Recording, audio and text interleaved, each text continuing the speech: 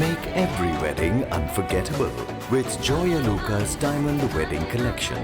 Joya Lucas, world's favorite jeweler. എൻ്റെ അനുവാദമില്ലാതെ അങ്ങനൊരു ഫോട്ടോ വന്നത് എനിക്ക് ഇഷ്ടപ്പെട്ടില്ല. അത് പെട്ടെന്ന് സർക്കുലേറ്റ് ചെയ്യാനും തുടങ്ങി. പെട്ടെന്ന് സർക്കുലേറ്റ് ചെയ്തു. എനിക്ക് ഭയങ്കര വിഷമം തോന്നി. ഞാൻ ഇൻറ്റൻഷനലി ഇട്ടൊരു ഫോട്ടോ ആയിരുന്നില്ല. ചേച്ചി ഒന്ന് ആലോചിക്കണം, 1-2 ലക്ഷം ആൾക്കാർ ഈ ഒരു പേജ് ഫോളോ ചെയ്യുന്നുണ്ടായിരുന്നു എന്നുള്ളത്. ഇത്രയും ലൈംഗിക ദാരിദ്ര്യം വരാൻ എന്താണ് ഇതിനകത്തുള്ളതെന്ന് എനിക്ക് മനസ്സിലായിട്ടുണ്ടായിരുന്നില്ല. ഹീസ് എ ഗ്രീൻ ഫോറസ്റ്റ് എന്ന് മാത്രം പറഞ്ഞാൽ പോരാ. എൻ്റെ ലൈഫിൽ ഞാൻ എന്തെങ്കിലും ആയിട്ടുണ്ടെങ്കിൽ അതിൻ്റെ ബെസ്റ്റ് പാർട്ട് ബാലുവേട്ടനാണ്. തമ്മിൽ വാല്യൂ ചെയ്യുക എന്ന് പറയുന്നത് വലിയൊരു കാര്യമാണ് ഒരു കല്യാണം കഴിയുന്ന സമയത്ത്. എസ്പെഷ്യലി അതിൻ്റെ കൂട്ടത്തിൽ ഉള്ളതാണ് കമ്മ്യൂണിക്കേഷൻ എന്ന് പറയുന്നത്. നമ്മൾ അത്യാവശ്യം സംസാരിക്കുക, ഡെയിലി നടക്കുന്ന കുഞ്ഞു കുഞ്ഞു കാര്യങ്ങളായിരിക്കും. ഞാൻ എല്ലാത്തിനും ഒരു ബാരിയർ വെച്ചിട്ടുണ്ട്. എൻ്റെ ഫാമിലിക്കാണെങ്കിലും ശരി, എൻ്റെ കരിയറാണെങ്കിലും ശരി, ഞാൻ ഈക്വൽ പ്രയോറിറ്റിയാണ് കൊടുക്കുന്നത്. ഒന്നും മറ്റൊന്നിനേക്കാൾ മുകളിൽ പോകാൻ ഞാൻ സമ്മതിച്ചിട്ടില്ല. കാരണം അധികം ആൾക്കാർ വന്ന് എനിക്ക് നെഗറ്റീവ് കോമെൻറ്റ്സ് ഇടാറില്ല. അപ്പോൾ ഈ പ്രൊഫൈൽ ഞാൻ നോട്ട് ചെയ്തു. അപ്പോൾ ഞാൻ പറഞ്ഞു, അന്നപ്പോൾ മലയാളം കോമെൻറ്റ് എങ്ങനെയാണ് വായിച്ചതെന്ന് ചോദിച്ചു. പിന്നെ ഒന്നും മിണ്ടുന്നില്ല. അവിടെ കള്ളം പറയുന്നത് എനിക്ക് ഫീൽ ചെയ്തു. എന്തൊരു ഡിപ്രഷൻ വന്നാൽ ഇറ്റ് വിൽ ടേക്ക് ടൈം, സമയം എടുക്കും, സമയം എടുത്തോട്ടെ. പക്ഷേ ഒരു പോയിന്റിലെത്തുമ്പം ഇത് കംപ്ലീറ്റ് ആയിട്ട് നമ്മളിൽ നിന്ന് അങ്ങ് മാറി നമ്മളിൽ നിന്ന് ആ ഒരു ഹാപ്പിനെസ് പതുക്കെ നമ്മൾ കണ്ടെത്തുന്നത്.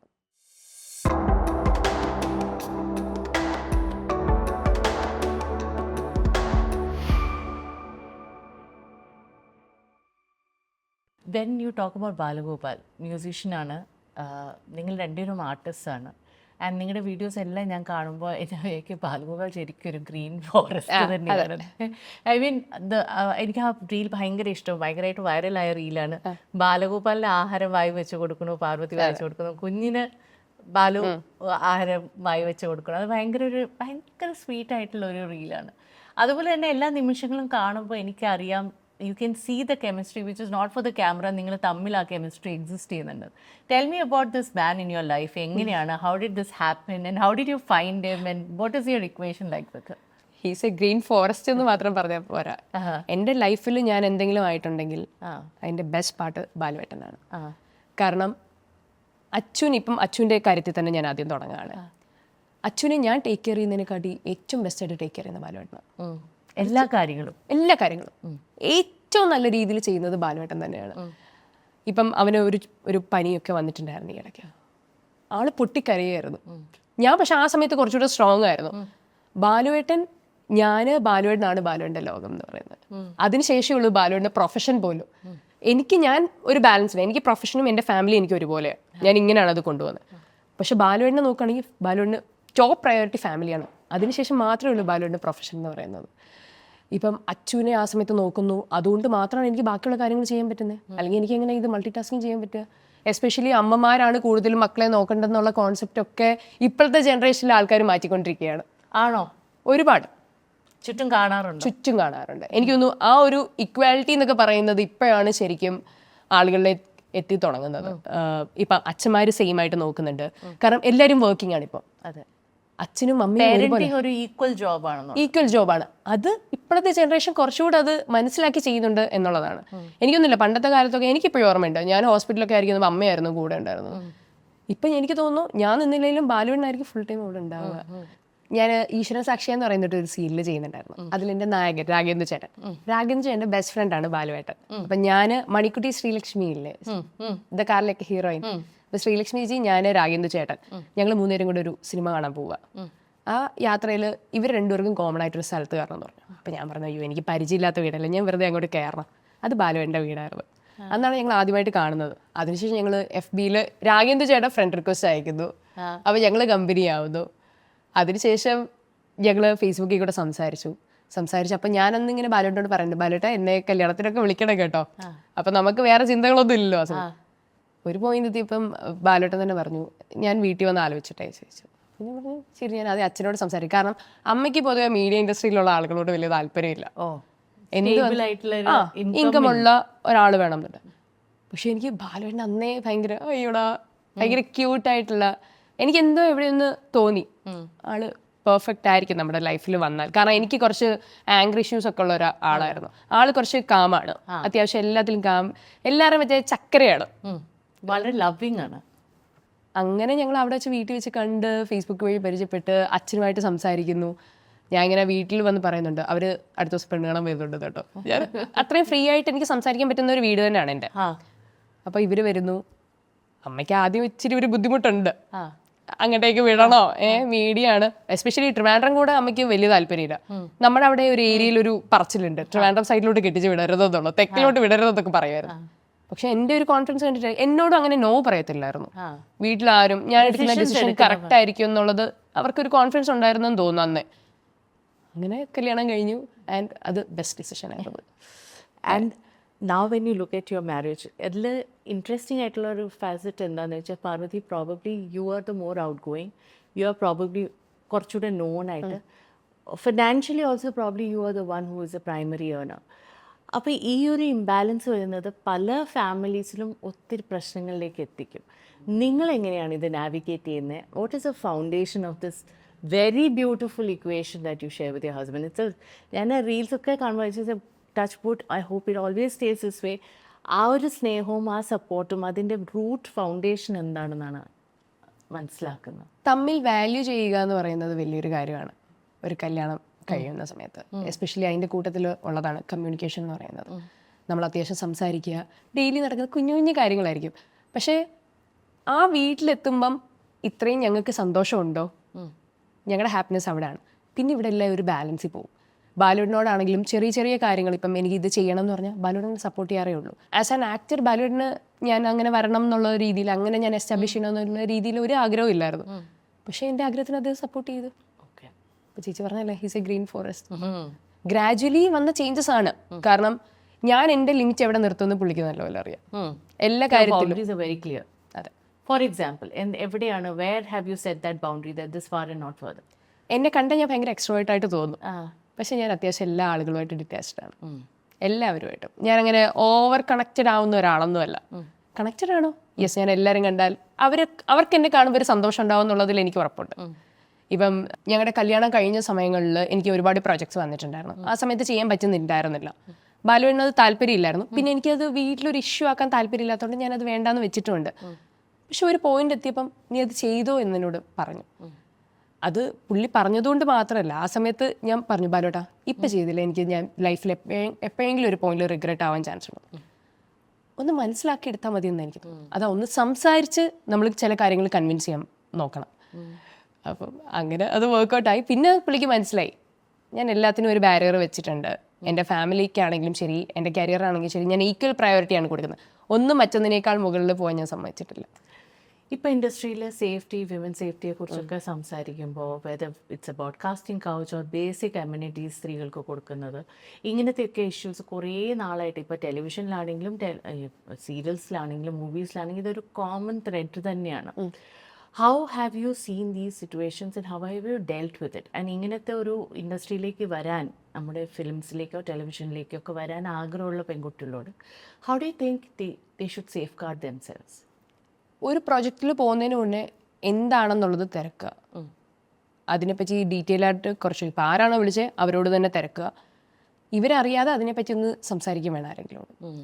ഇപ്പം ഇങ്ങനൊരു പ്രോജക്റ്റ് നടക്കുന്നുണ്ടോ, ഇപ്പം ചിലപ്പം ചില അഡ്വർടൈസ്മെൻറ്റ് നമുക്ക് അത് ഒരുപാട് തിരക്കാനൊന്നും പറ്റത്തില്ലായിരിക്കും. പക്ഷേ ഫുൾ അതിൻ്റെ ഡീറ്റെയിൽസ് ഒന്നുകിൽ അതൊരു എഗ്രിമെൻ്റ് ആയിട്ട് വല്ലതും കറക്റ്റായിട്ട് പ്രോപ്പറായിട്ട് പോവുക, പ്രൊഫഷണലായിട്ട് തന്നെ ഡീൽ ചെയ്ത് പോവുക. പിന്നെ ഈ പറയുന്ന പോലെ കൂട്ടത്തിൽ ആദ്യം ഞാനൊക്കെ അച്ഛനായിരുന്നു ഫുൾ ടൈം ഉണ്ടായിരുന്നു. ആദ്യമൊക്കെ ആരെങ്കിലും ഉള്ളത് നല്ലതാണ്.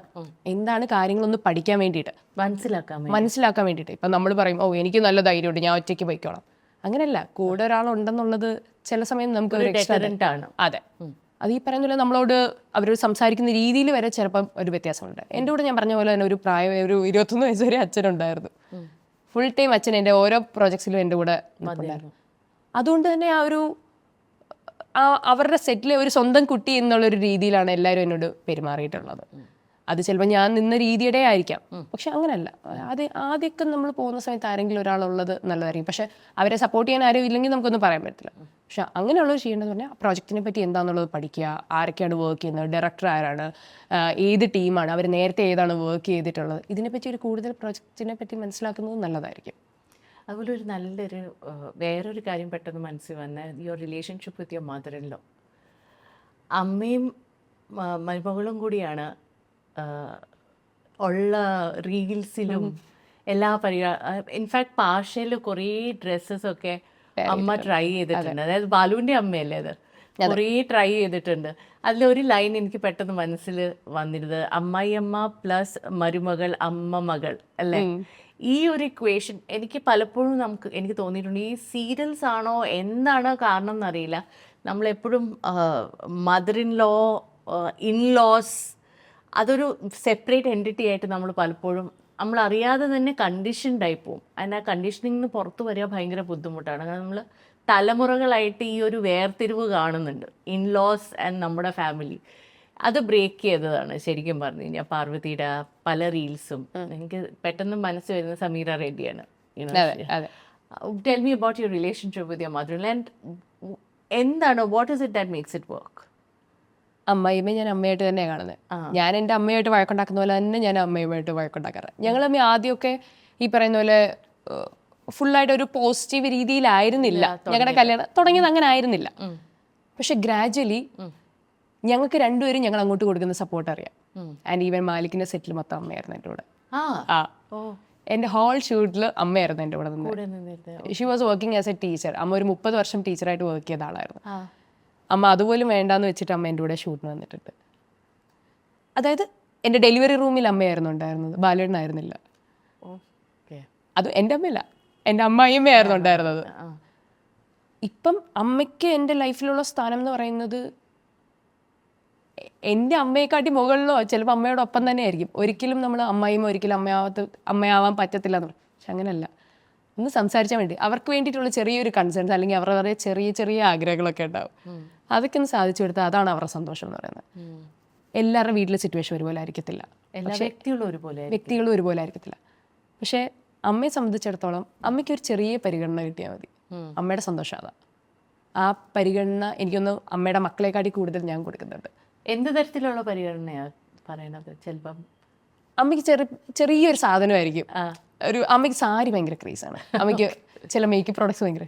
ബർത്ത്ഡേക്കൊക്കെ ഞാൻ ഈ പ്രാവശ്യം അത്രയും സാധനങ്ങൾ ഞാൻ വാങ്ങിച്ചു കൊടുത്തു. അമ്മയുടെ 60th ബർത്ത്ഡേക്കൊക്കെ ഞാൻ ആ 60 പ്രോഡക്ട്സ് വാങ്ങിച്ചു കൊടുത്തു. കുഞ്ഞു കുഞ്ഞു സാധനങ്ങളായിരിക്കും, പക്ഷെ അതിൽ അമ്മയ്ക്ക് കിട്ടുന്നൊരു സന്തോഷമുണ്ട്. ചിലപ്പോൾ അമ്മയൊന്ന് കേട്ടാൽ മതി. ഇവരുടെയൊക്കെ ഒരു ജനറേഷനിൽ പലപ്പോഴും കേൾക്കാൻ ആളില്ലാത്തത് ഒരു വലിയ കുറവായിട്ട് എനിക്ക് തോന്നിയിട്ടുണ്ട്. ഇപ്പം നമുക്ക് ഒരുപാട് ഓപ്ഷൻസ് ഉണ്ട്. ഇവൻ ChatGPT-യോട് വരെ സംസാരിച്ചാൽ അവർ സംസാരിച്ചു വിട്ടുള്ളൂ. ഇതങ്ങനെയല്ല. അവർക്ക് ചില സമയം കേൾക്കാൻ പോലും ആരും ഇല്ലാത്ത പോലെ എനിക്ക് തോന്നിയിട്ടുണ്ട്. പക്ഷേ ഞാൻ വന്നതിന് ശേഷം ഞാൻ സ്വന്തം മോളാണ് അമ്മയ്ക്ക്. അച്ചു ആണെങ്കിലും ശരി, അവൻ്റെ സെക്കൻഡ് മോം എന്ന് പറയുന്നത് അമ്മയാണ്. ചിലപ്പോൾ ഇപ്പം എന്നെക്കാട്ടി നല്ലപോലെ അമ്മയെ നോക്കുമായിരിക്കും. അവിടെ സേഫായിട്ട് നമുക്ക് ഏൽപ്പിച്ച് പോകാൻ പറ്റിയൊരു സ്ഥലമാണ് എനിക്ക് അമ്മ എന്ന് പറയുന്നത്.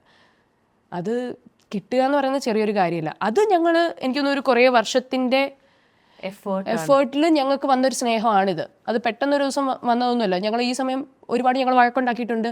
ഇപ്പോഴും ഞങ്ങൾ ചിലപ്പോൾ വഴക്കുണ്ടാക്കാറുണ്ട്. പക്ഷേ എൻ്റെ അമ്മയാണ്. എൻ്റെ അമ്മയോട് ഞാൻ എത്ര നേരം വഴക്കിട്ടിരിക്കും. ഓക്കെ, അത്രയേ ഉള്ളൂ. ഓൺ ദാറ്റ് നോട്ട് ഒരു കാർഡ് ഗെയിം. യെസ്.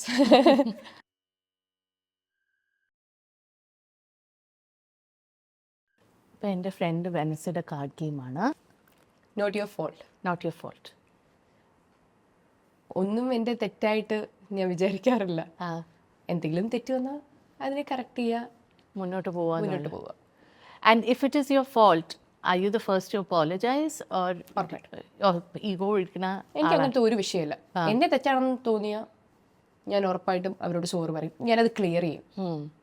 ഞാനത് സംസാരിക്കാൻ ഞാൻ ശ്രമിക്കും. അതാണ് ഞാൻ എല്ലാവരോടും സംസാരിക്കാൻ ശ്രമിക്കും. എന്തെങ്കിലും ഒരു റിഗ്രറ്റ് ആയിട്ടുണ്ടോ ഇൻ ലൈഫ്? ഞാൻ ഇത് ചെയ്യേണ്ടതായിരുന്നു, അല്ലെങ്കിൽ ഈ സമയത്ത് ഞാൻ ഇത് ഓപ്ഷനായിട്ട് എടുക്കേണ്ടതായിരുന്നു, അങ്ങനെ എന്തെങ്കിലും റിഗ്രറ്റ് ഉണ്ടോ? ഇപ്പം ഈ ഇടയ്ക്ക് നടന്നൊരു സംഭവമാണ്. ഞാൻ ഫേസ് യോഗയുടെ എൻ്റെ പേഴ്സണൽ സെഷൻ്റെ ഒരു പേയ്മെൻ്റ് ഒക്കെ പറഞ്ഞിട്ട് ഒരാൾ വന്ന് കോമെൻറ്റ് ചെയ്തിട്ടുണ്ട്.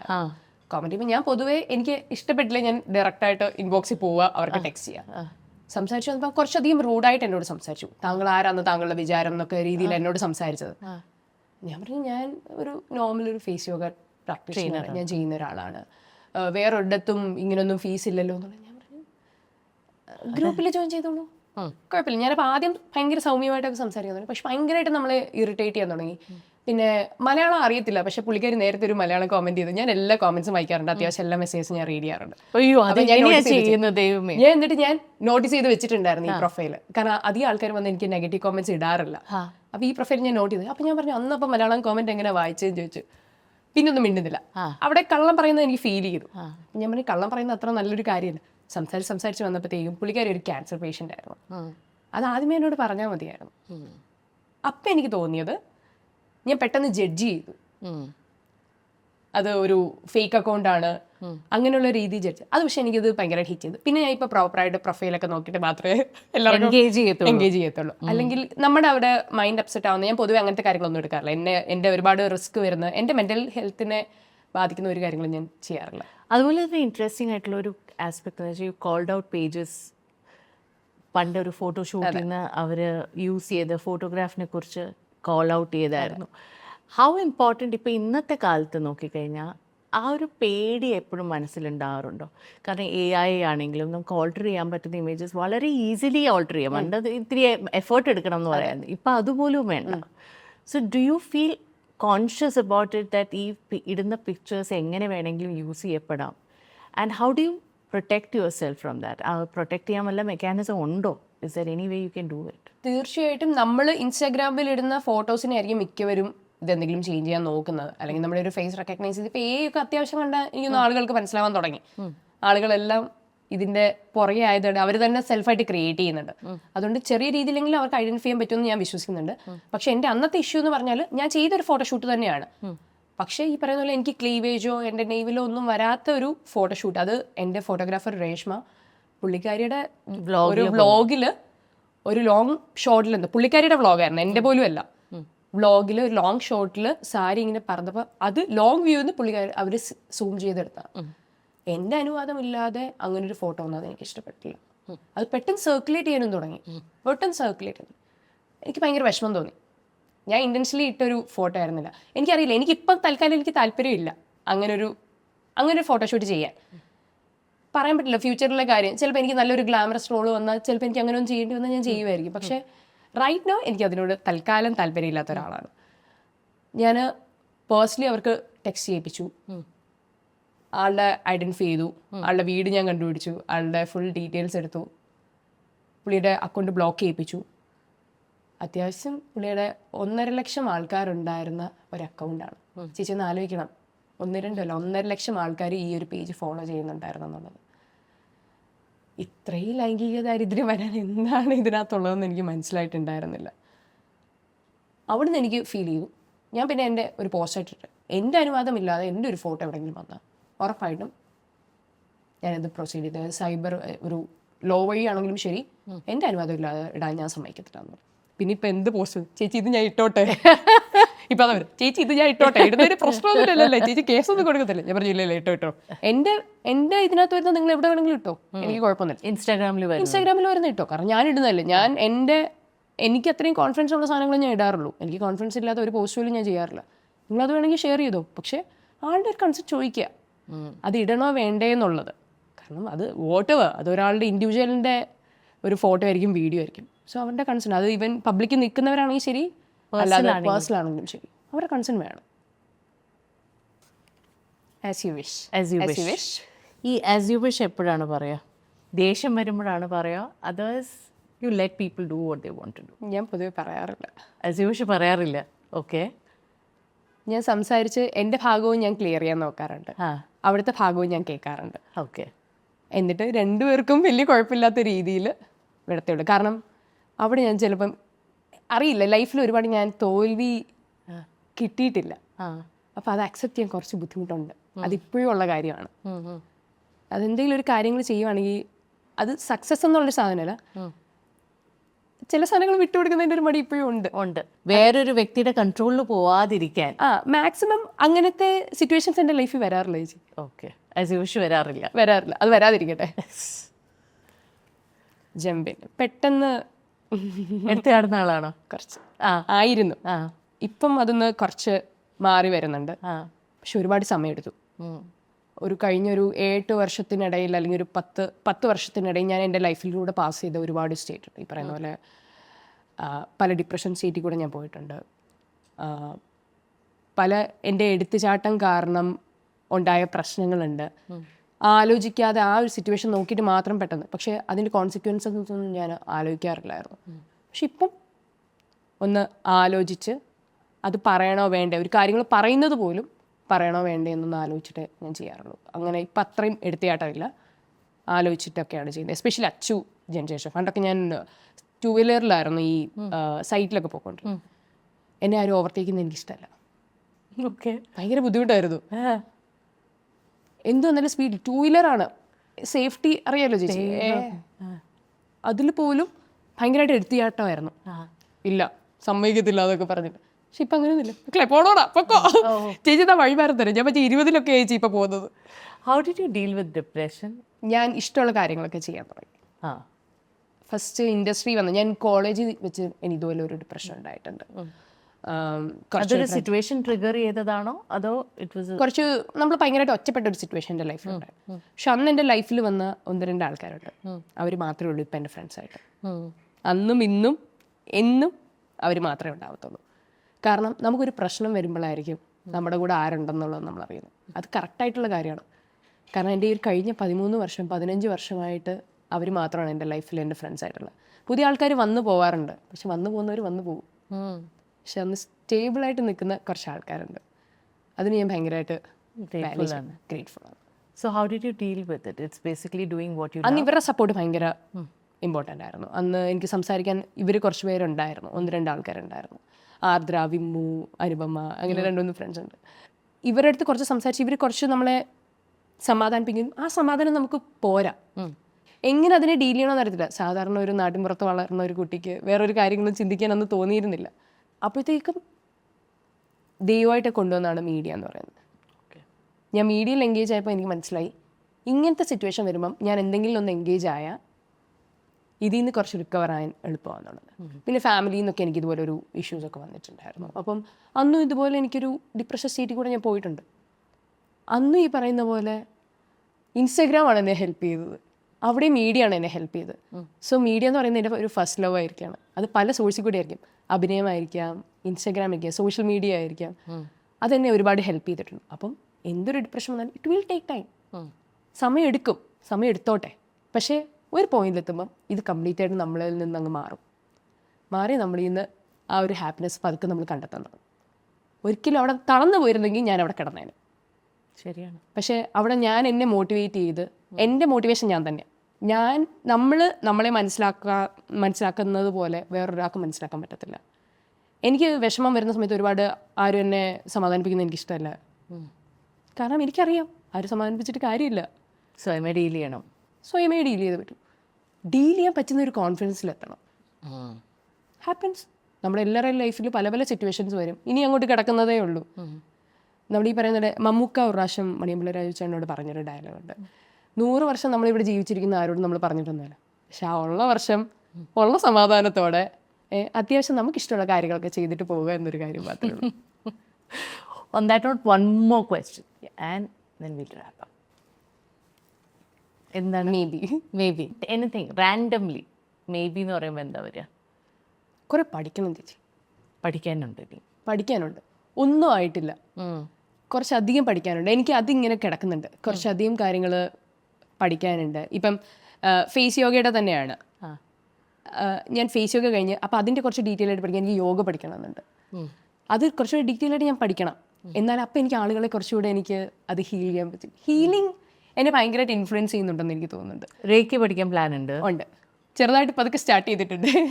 യോഗ പഠിക്കാൻ പ്ലാൻ ഉണ്ട്?